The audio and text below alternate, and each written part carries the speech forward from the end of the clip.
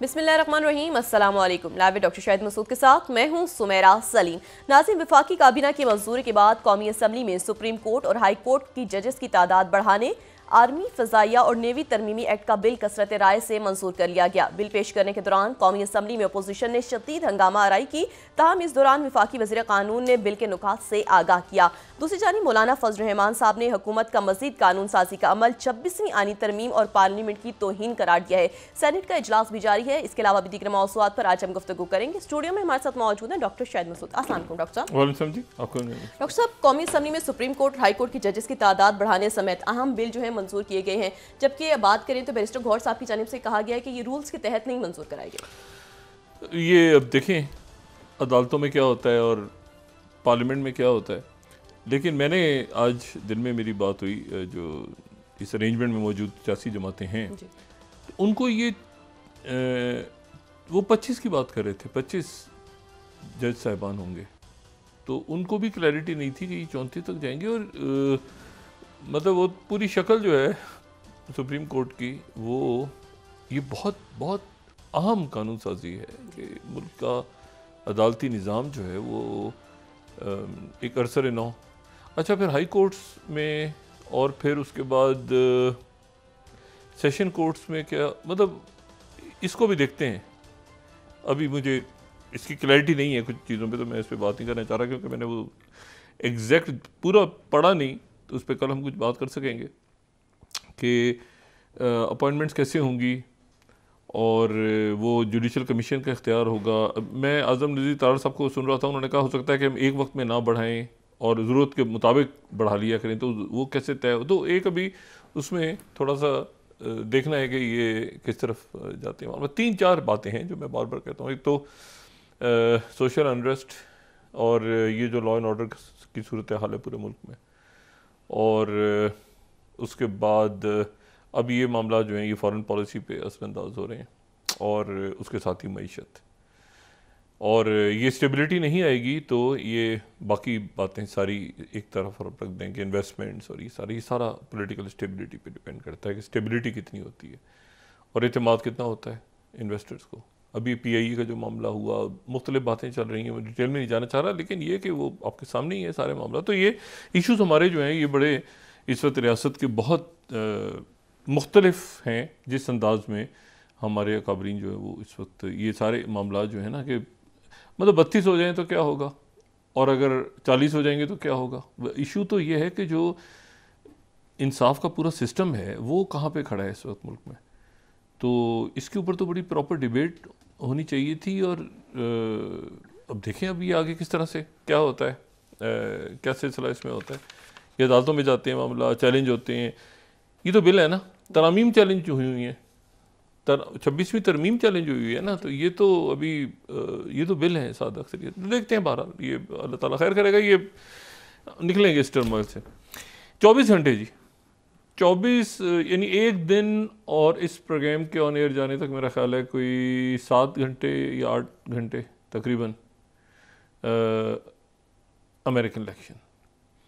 अच्छा, सारी दुनिया की जो नज़रें हैं और आने वाले दिनों में कैसे होगा, क्या होगा, पॉलिसी क्या होगी, कैसे होगी, वो जाहिर है कि दुनिया की सबसे बड़ी इस वक्त सुपर पावर अकलौती चाइना इमर्ज होके सामने आ रहा है।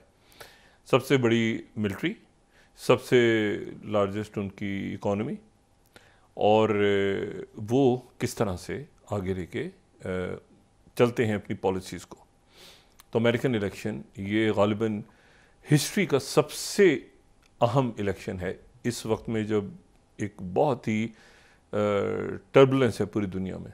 टर्बुलेंस है और सामने दूसरे ब्लॉक्स खड़े हो रहे हैं, चाइना, रशिया। अभी उन ब्लॉक्स के भी मतलब दरमियान में कहीं जो है वो मिडिल पावर्स भी हैं ना, तो ये अभी वाज़े नहीं है कि वो ग्लोबल साउथ अल्टीमेटली उसने कहाँ जाना है, कैसे। अभी बड़ी बहुत अभी नक्शे तय पा रहे हैं कि कुछ मंजर कशी हो रही है कि कौन सा मुल्क किधर जाएगा, कैसे होगा। बैलेंसिंग एक्ट करना क्या आसान होगा मुल्कों के लिए, क्या नामुमकिन हो जाएगा। तो अमेरिकन इलेक्शन जो है इस मरहले पे, और जंगों के दरमियान अमेरिकन इलेक्शन हो रहा है। अच्छा, अमेरिकन इलेक्शन अब देखें कैसी हालात हों, इलेक्शन अपनी टाइम पे होता है। देखें ना, पूरे इस वक्त कह सकते थे ना अमेरिका हालत जंग में, भाई तो ये इलेक्शन ऊपर नीचे कर दें, वो इलेक्शन अपने टाइम पे हो रहा है। और उसमें जो है 2-3 बातें बड़ी अहम। पहली बात तो यह है कि ये 50 रियासतें और 538 का टोटल फिगर, इलेक्टोरल कॉलेज 538, और 538 में जो मैजिक फिगर है वो 270 है, 270। तो 270 जिसको मिल गए इलेक्टोरल कॉलेज के वोट्स, वो चाहे कैमला हैरिस हो या वो डोनाल्ड ट्रंप हो, 538 में से 270 लेने हैं। और ये 1789 से ये जो है ये 60वां इलेक्शन है, ठीक है। अच्छा, 24 रियासतें थीं उस वक्त जब ये स्टार्ट हुआ है ना इलेक्शंस का ये तरीका इनका, और 16 डेमोक्रेट्स हैं, 19 रिपब्लिकन्स आए हैं। जॉर्ज वाशिंगटन किसी पार्टी के नहीं थे, ये बात पहले भी कह चुके हैं, उनके जो फाउंडिंग फादर्स में से। और उसमें जो है ना वो ये 1824 का इलेक्शन बड़ा एक इंटरेस्टिंग है। 1824। अच्छा, 1824 का इलेक्शन इसलिए बड़ा इंटरेस्टिंग है कि उस इलेक्शन में पहली दफ़ा एक था हैरिसबर्न पेंसिल्वेनियन, एक छोटा सा अखबार था, उसमें पहली दफ़ा जो है वो उस अखबार में ये शाया हुआ कि ये पोल क्या होता है। ये जो होते हैं ना राय आमा के जायजे जो पूरी दुनिया में आ रहे हैं, तो वो अमेरिका में पहली दफ़ा पेंसिल्वेनिया का बहुत छोटा सा अखबार था। और ये उस वक्त शाया हुआ था कि जब वोट डालने का जो हक है वो सिर्फ सफ़ेद फार्म लैंडलॉर्ड्स को था, जिनके पास ज़मीनें हैं और जो बड़े यानी एक बहुत प्रॉपर। और साथ ही जो है वो चूँकि सिविल वॉर और ये सारा, तो अभी तक वो डाइजेस्ट नहीं कर पा रहे थे लोग कि वाकई कोई यूनाइटेड स्टेट्स ऑफ अमेरिका है। तो उन्होंने अखबार जो है उन्होंने रब्ता भी उनसे ही किया जो एलीट ऑफ द एलीटेस्ट लैंडलॉर्ड्स थे, वाइट मैन। तो ना ख़वातीन के पास राइट था, ना जो स्याह फार्म या बाकी लोग उनके पास हक था। तो उनसे ही रब्ता किया उन्होंने और उनसे पूछा कि आप किसको वोट डालेंगे भाई 1824 में। अच्छा, 1824 में ये हुआ कि फिर वहाँ पर जो 2 कैंडिडेट्स आमने सामने थे, एक कैंडिडेट जो है वो तो उनके जंगी हीरो थे, ये एंड्रयू जैक्सन, और दूसरे जो हैं वो जॉन क्विंग एडम्स थे। तो उन्होंने जो है वो ये कहा कि इसमें 70% जो लोग हैं, हमने 70% लोगों से रब्ता किया है। और पहला जो पोल हुआ उनका अमेरिकन हिस्ट्री का, उन्होंने कहा पहला जो पोल हुआ उसमें उन्होंने अखबारें छाप दिया कि एंड्रयू जैक्सन जो है वो 70% लोग उसके साथ हैं। लेकिन जब इलेक्शन का रिज़ल्ट आया, जो ईवान नुमाइंदगान जो हैं उन्होंने जॉन एडम्स को सदर चुन लिया। तो पहला पोल जो था वो अपनी जगह जबरदस्त होके साइड पे पड़ गया। अच्छा, लेकिन उसके बाद ही हो, अच्छा ये इलेक्शन इसलिए 1824 का इसलिए इंपॉर्टेंट है कि इससे पहले जो है वो यानी 1824 से पहले जो है वो जेम्स मॉनरो प्रेसिडेंट थे अमेरिका के 1817 से 1825 तक। ये जेम्स मॉनरो जो हैं ये वो हैं जो कि एक तो आखिरी फाउंडिंग फादर्स में से आखिरी थे जो सदर बने, लेकिन फिर ये वो हैं जो मॉनरो डॉक्ट्रिन लेकर आए थे। अच्छा, मॉनरो डॉक्ट्रिन जो है ना वो आज तक एक तरह से उस पर अमल होता है, या वो कहीं अमेरिकन फॉरेन पॉलिसी के अंदर कहीं मॉनरो डॉक्ट्रिन मौजूद है। और मॉनरो डॉक्ट्रिन जो थी उनकी, वैसे तो उन्होंने ये यूरोप के मुल्कों को कहा था, उस वक्त तो यूरोप के साथ फड्डा पड़ा हुआ था ना, उस वक्त चाइना या रशिया या बाकी तो यूरोप के साथ फड्डा पड़ा हुआ था अमेरिका का। उन्होंने आज़ादी भी जो है वो बरतानिया से ली थी। तो मॉनरो डॉक्ट्रिन जो था वो ये था कि जो कुर्रे अर्थ का जो मगरबी हिस्सा है निस्फ, वो अमेरिका का है, यूरोप इधर आने की कोशिश ना करे, यूरोपीय मुल्क यहाँ से दूर रहें। तो मोनरो डॉक्ट्रिन जो है ना, ये फिर उस ज़माने के कार्टून इस तरह से थे कि वेस्टर्न हेमिस्फीयर, ये बरतानिया के अखबारों में फिर इस तरह से ये शाया हुआ था मोनरो डॉक्ट्रिन कि भाई जो मगरिब का जो आधा हेमिस्फीयर है, यानी कुर्रे अर्थ का आधा, वो अमेरिका का है, उधर कोई आने की कोशिश ना करे। ये बरतानिया अखबारात ने फिर कहा कि अच्छा, यूरोप के अखबारों में कार्टून छपे ये मोनरो डॉक्ट्रिन के ऊपर। अच्छा कि भाई ये, क्योंकि ये देखिए ना, अच्छा ये फिर ये भी छपा उसमें, ठीक है ना, Monroe doctrine, stop North America, ये उस जमाने के कार्टून है, ठीक है ना। You won't, what do you mean by off limits, उधर से यूरोप चीख रहा है, इधर से ये लाइन पड़ी हुई है, ये साउथ अमेरिका, स्टॉप, वो अगर बिल्कुल रुक जाओ, इधर कोई आगे, इससे आगे कोई यूरोप का मुल्क आने की कोशिश ना करे, कोई स्पेन, कोई पुर्तगाल, कोई फ्रांस, कोई जर्मनी, इधर उधर, वो स्टॉप।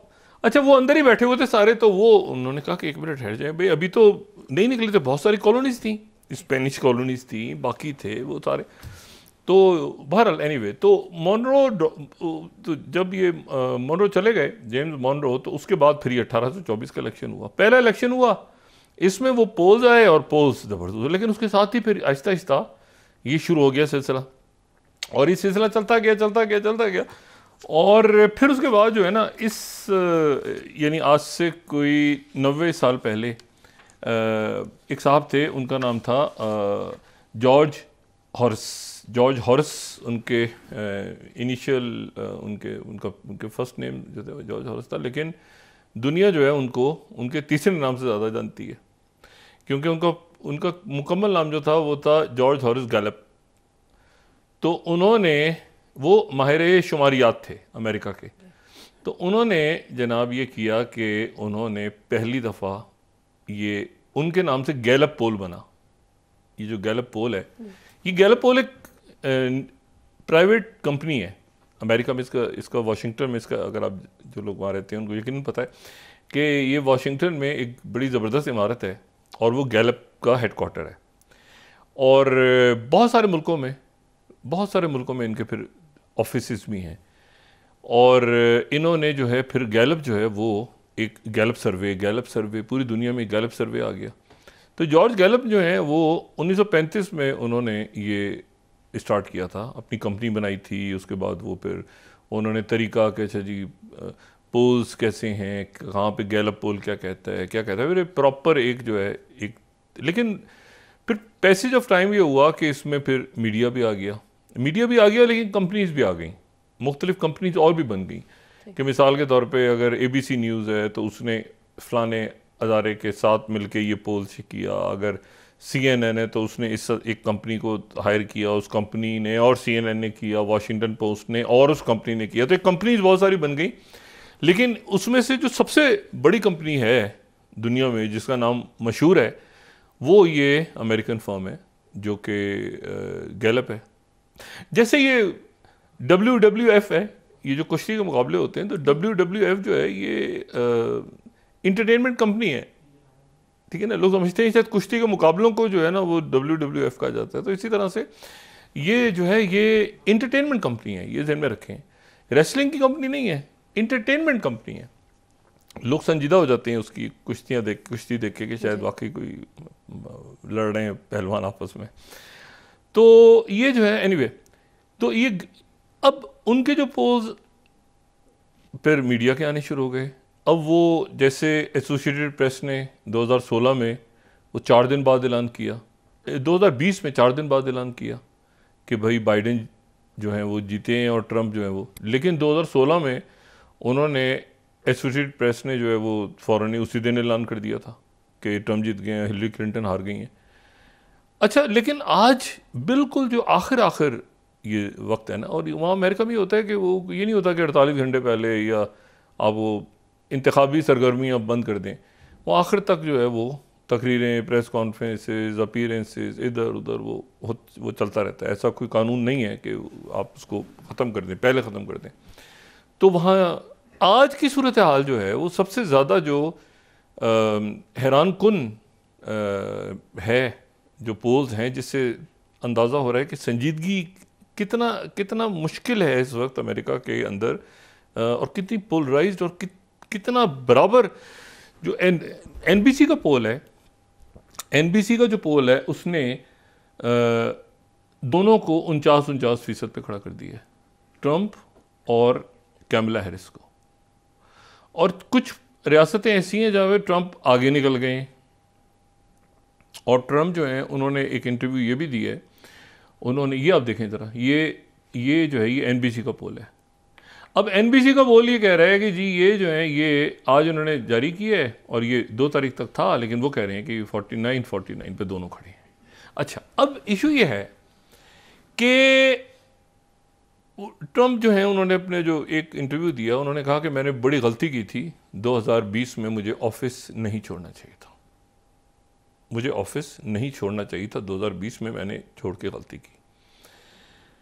और तमाम जो दुनिया है इस वक्त वो इंतज़ार कर रही है कि वहाँ पर इलेक्शन का रिज़ल्ट क्या आता है, ट्रंप अगर आते हैं तो फिर क्या सूरत हाल डेवलप होती है, और ट्रंप अगर उनका हारने का ऐलान हो जाता है तो फिर क्या सूरत हाल डेवलप होती है अमेरिका में, और उसका जो एक इम्पैक्ट है वो पूरी दुनिया पे जाएगा।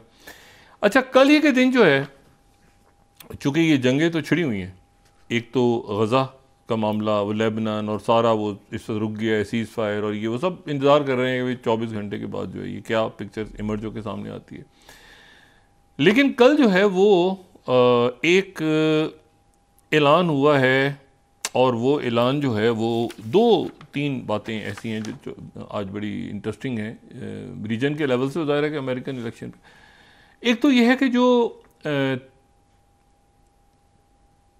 ईरान है वो कल यानी इलेक्शंस के दिन ईरान जो है वो कोहसार और हुदूद, ये 2 सैटेलाइट्स कल के दिन, अमेरिकन इलेक्शंस के दिन, वो जो है वो रशिया उनके 2 सैटेलाइट्स को फ़ज़ा में छोड़ेगा। रशिया ईरान के 2 सैटेलाइट्स को कल फ़ज़ा में छोड़ेगा। यहाँ पे मैं कोट कर रहा हूँ प्रेस टीवी। अच्छा, रॉयटर्स 5th और 6th दोनों। अच्छा, ये मॉस्को में जो ईरान के सफ़ीर हैं उन्होंने इस बात का ऐलान किया है, और इसको फिर अरब मीडिया ने भी, अरब न्यूज़ में देखो तो Russia to launch 2 Iranian satellite, 7th slide अगर हम देखें, ये 5 नवंबर को 2 सैटेलाइट्स जो हैं, इनमें से एक कम्युनिकेशन का है और एक जो है मतलब दोनों जो है वो आप समझ लें कि वो यानी स्ट्रेटेजिक उनकी हैसियत बहुत ज़्यादा है, और इंटरनेट ऑफ थिंग्स IoT से रिलेटेड जो है वो मतलब ये दोनों सैटेलाइट्स इंपॉर्टेंट। लेकिन ये है कि ये रशिया सैटेलाइट जो प्रोग्राम है ईरान का, उसमें रशिया साथ आके, और कल का दिन उन्होंने चुना है कि कल ही वो ये जो खला में छोड़ेंगे। दूसरी जो चीज़ है, दूसरी जो बात है वो भी बड़ी संगीन है, वो ये कि वो तो नहीं ख़त्म हो रही वहाँ पे कोई सीज़ फायर, और वो तो सारा स्टॉल सब रुक गए हैं। इस वक्त वो इंतज़ार कर रहे हैं कि भाई अब ये जंग बंदी, और इसमें आज मगरबी किनारे पे बहुत बड़े फसाद हुए हैं, वहाँ पे कई गाड़ियों को आग लगा दी गई है, मकानों को, लड़ाई हो रही है ये वेस्ट बैंक में। उधर से जो है वो कई मिसाइल फायर किए हैं दोबारा हिजबुल्लाह ने लेबनान से, इधर से इन्होंने बैरूत के ऊपर और बाकी जगहों पे। तो एक बहुत टर्मोइल है, और यूनाइटेड नेशंस की जो उनकी जो उनका जो रिलीफ का काम करने वाले हैं UNRW, उनको बासाब्ता इसराइल की तरफ से इन्फॉर्म कर दिया गया यूनाइटेड नेशंस को कि ये जो है ये इस पे पाबंदी है, और अब उस पर पाबंदी है तो ज़ाहिर एड कौन लेके जाएगा, मदद कौन लेके जाएगा अगर सीज़ फायर होती है तो। मतलब अब हालात ज़रा बहुत ज़्यादा अब कशीदा हैं, और इसमें अब ये कल के दिन के बाद इवेंट्स किस तरह अनफोल्ड होते हैं ये देखना है। दूसरी जो बात है, अच्छा मोल्दोवा का इलेक्शन हुआ है तो वहाँ पर प्रो EU कैंडिडेट दोबारा जीत गई हैं, वो प्रो मॉस्को नहीं है।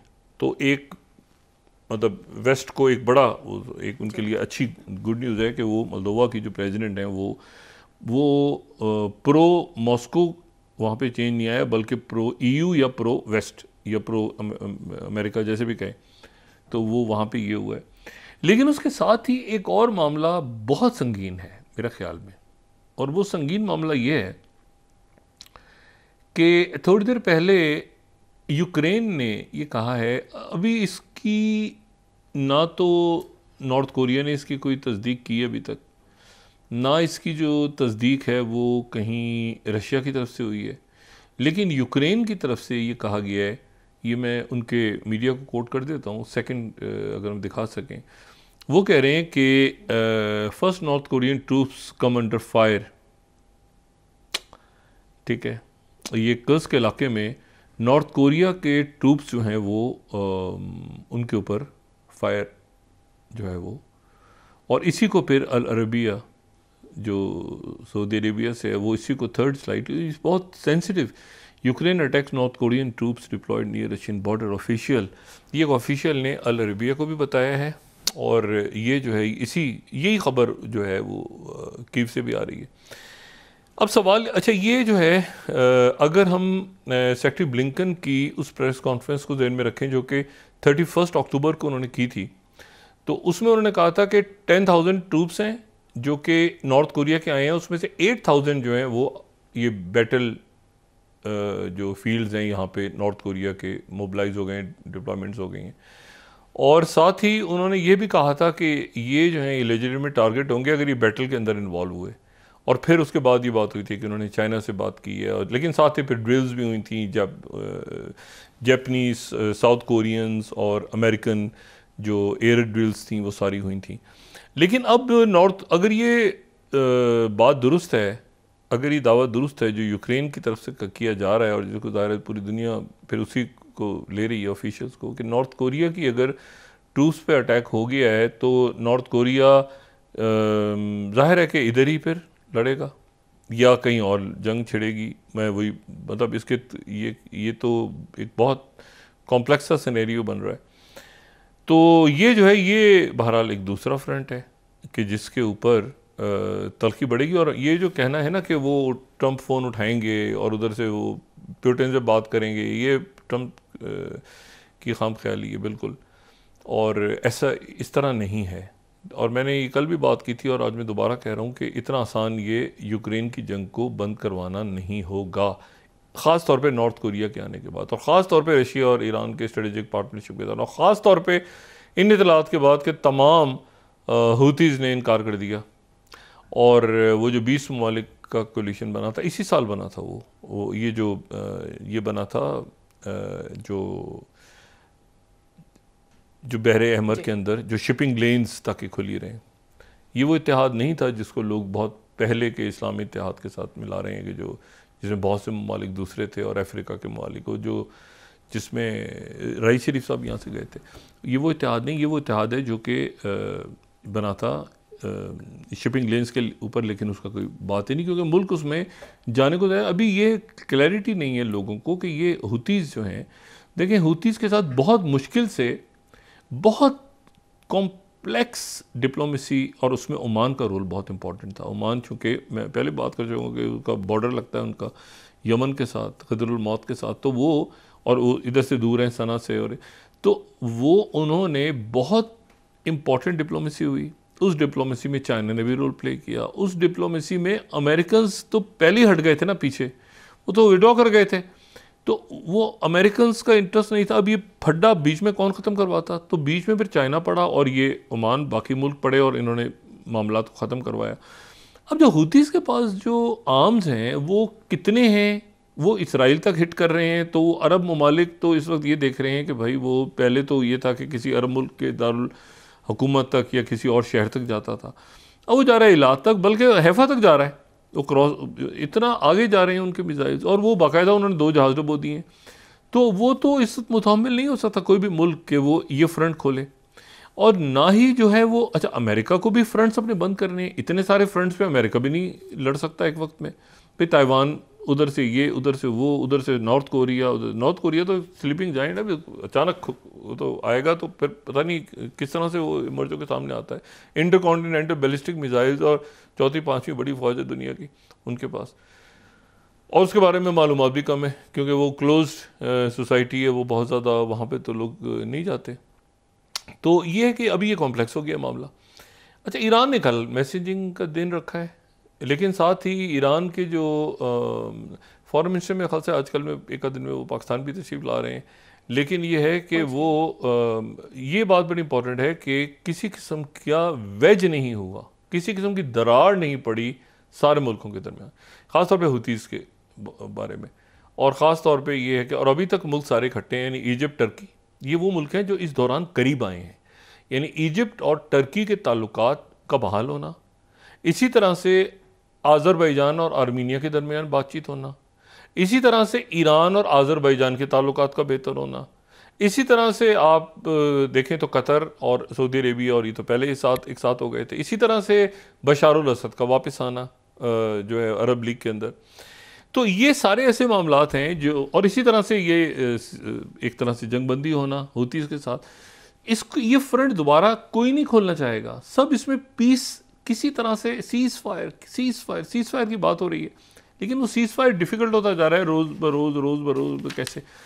और उसमें अब वो सूरत हाल भी नहीं है कि भाई ट्रम्प फ़ोन करें और वो फ़ोन करके कहें कि भाई ये जो है ये ऐसा है कि, क्योंकि उसकी वजह ही है, मैं वक्फे में जाने से पहले एक मिनट इसको बात को कंप्लीट करूँ कि बहुत बड़ा एयर शो हो रहा है चाइना में, और चाइना में जो एक एयर शो हो रहा है, यानी डिफेंस एग्जीबिशन हो रही है, आप इसको इस तरह से लें। अच्छा, डिफेंस एग्जीबिशन जो चाइना में हो रही है शुआई के इलाकों में, तो वहाँ पे पहली मर्तबा जो है एक तो SU-57 रशिया का SU-57 स्टेल्थ फाइटर वो वहाँ पे चाइना पहुँचा है, और वो इस डिफेंस शो में वो प्रॉपरली जो है ये फर्स्ट चाइना का विजिट ये कर रहा है, और ये चाइनीज़ काउंटर पार्ट्स को ज्वाइन करेगा। ये मैं ग्लोबल टाइम्स को कोट कर रहा हूँ, SU-57 रशिया का। 9th स्लाइड हम दिखा दें। SU-57 जो है ये चाइना के जो काउंटर पार्ट है उनको ज्वाइन करेगा।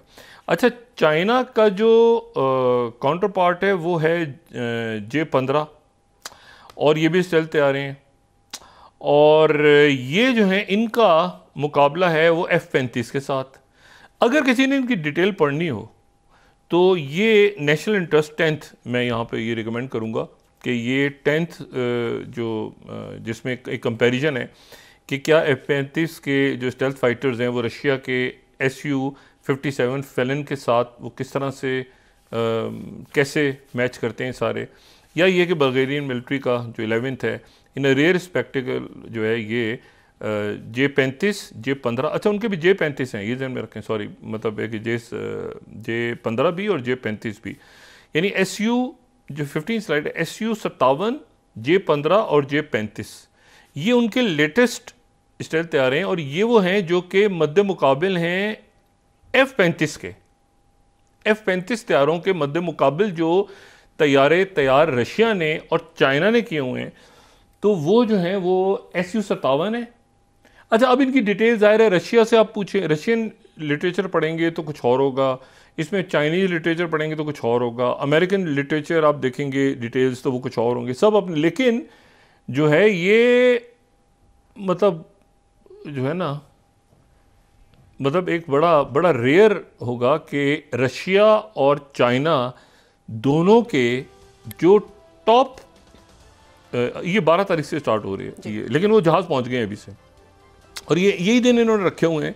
अब देखें ना, कल वो फायर, ये अपना फायर से मुराद ये कि इसको सेटेलाइट छोड़ेंगे ऊपर फला में लॉन्च करेंगे, और साथ ही जो है ये एयर शो में ये खबरें आना कि भाई दोनों अपनी पावर शो करेंगे, और ये करेंगे कहाँ पे, यकीनन ये पैसिफिक में ही करेंगे। अभी साउथ चाइना में करते हैं, ताइवान पे करते हैं, आगे पीछे कहीं भी, लेकिन ये कि ड्रिल शुरू हो रही हैं डिफेंस शो में, और ये हो सकता है कि ड्रिल्स ना हो, सिंपली वो सिर्फ दिखाएं वहाँ पे, उनका एक नुमाइश में दिखाया जाए, लेकिन ये बड़े इंटरेस्टिंग। और क्या नॉर्थ कोरिया की ट्रूप्स अंडर फायर आ गई हैं, ये बहुत इंपॉर्टेंट बात है जो खबर वहाँ से आ रही है। ब्रेक के बाद हम डिस्कस करते हैं मज़ीद। नाज़रीन वापस आते हैं एक छोटे से ब्रेक के बाद।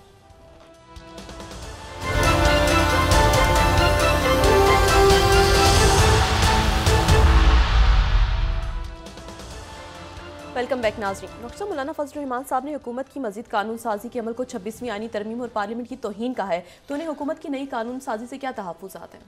ये तो इसमें डिबेट होगी, कल तक ज़रा क्लैरिटी आएगी। मैंने आपसे कहा ना कि मैंने अभी तो शाम तक ये बात चल रही थी कि शायद जज साहिबानी मैं बात उसी को दोबारा दोहरा रहा हूँ।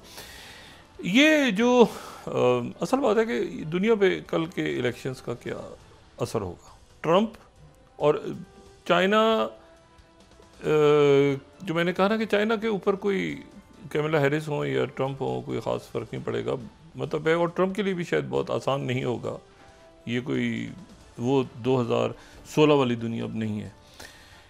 अच्छा, एक बात बड़ी इसमें इंटरेस्टिंग है कि ये 1845 में इलेक्शन हम डिस्कस कर रहे हैं, तो एक इसमें 1 मिनट की मैं बड़ी इंटरेस्टिंग बात बताऊँ। 1845 में जब ये तय हुआ ना कि इलेक्शन किस दिन होगा अमेरिका में, तो उसमें उन्होंने जो कॉन्स्टिट्यूशन में जो लिखा है वो लिखा है first Tuesday after first Monday. ये नहीं लिखा कि फर्स्ट ट्यूसडे, ये लिखा है नवंबर का first Tuesday after first Monday.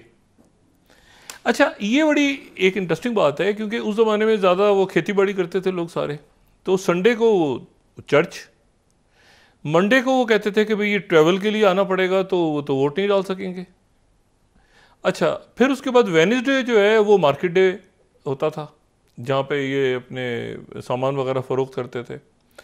और उसके बाद जो है वो थर्सडे को और फ्राइडे, ये दरमियान में उनके जो है वो मुख्तलिफ दिन होते थे जिनमें काम हो रहे थे, ये आगे पीछे दाएं में, तो एक ट्यूसडे बचा था, ट्यूसडे को उन्होंने कर दिया। लेकिन ये बात बड़ी इंटरेस्टिंग है कि खाली फर्स्ट ट्यूसडे भी तो हो सकता है ना, लेकिन first Tuesday after first Monday ये उनके कॉन्स्टिट्यूशन में लिखा है। इसमें बड़ी बहस होती रहती है कि क्यों है, इसको आगे पीछे करें या ये वो।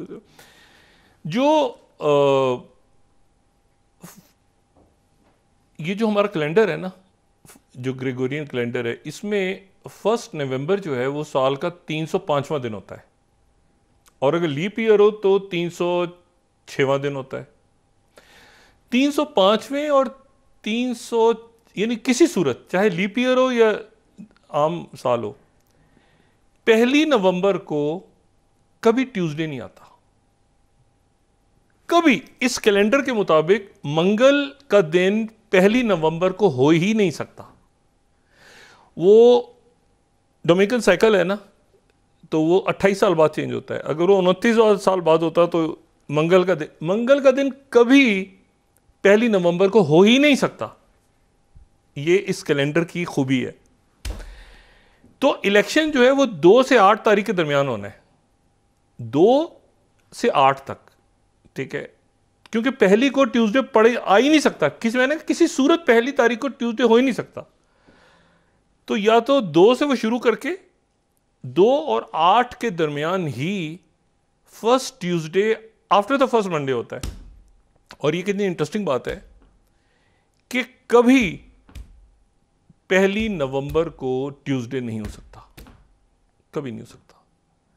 अच्छा, तो ये जो है, अब इसके ऊपर कई जगह तो बात होती है, वो कहते हैं जी फर्स्ट ट्यूसडे, लेकिन अगर आप अमेरिका में जाए ना इस वक्त, तो वो उसको जो ख़ास जो डिबेट्स हो रही हैं उसमें वो उसको डिस्कस कर रहे हैं कि first Tuesday after the first Monday. तो अब अगर फर्स्ट करें कि वो जो है वो मतलब मंडे जैसे हो नहीं सकता ना, उससे एक महीने, पिछले महीने के अक्टूबर की आखिरी तारीख को मंडे नहीं हो सकता, क्योंकि उधर जो है वो ट्यूसडे ने आना ही नहीं है 1 तारीख को। तो ये एक कैलेंडर कुछ ऐसे है ग्रेगोरियन कैलेंडर के, उसमें उन्होंने फिर ये शामिल किया इंटरेस्टिंगली। और कई जगह तो बात होती है फर्स्ट ट्यूसडे, लेकिन असल में जो कॉन्स्टिट्यूशन है वो ये है, वो 2 से लेकर 8 तारीख तक कोई भी दिन हो सकता है। इस साल जैसे 5 है, वो 6 भी हो सकता है, 7 तारीख भी हो सकती है, वो 3 भी हो सकती है, वो पहली नहीं हो सकती, 1 नवंबर हो ही नहीं सकती, क्योंकि मंगल होता ही नहीं है 1 नवंबर को। 1 नवंबर को मंगल का दिन हो ही नहीं सकता। अच्छा, अब इंटरेस्टिंग बात इसमें जो है तो ये है कि वहां पर जो न्यूयॉर्क पोस्ट है उसने भी कह दिया 49-49।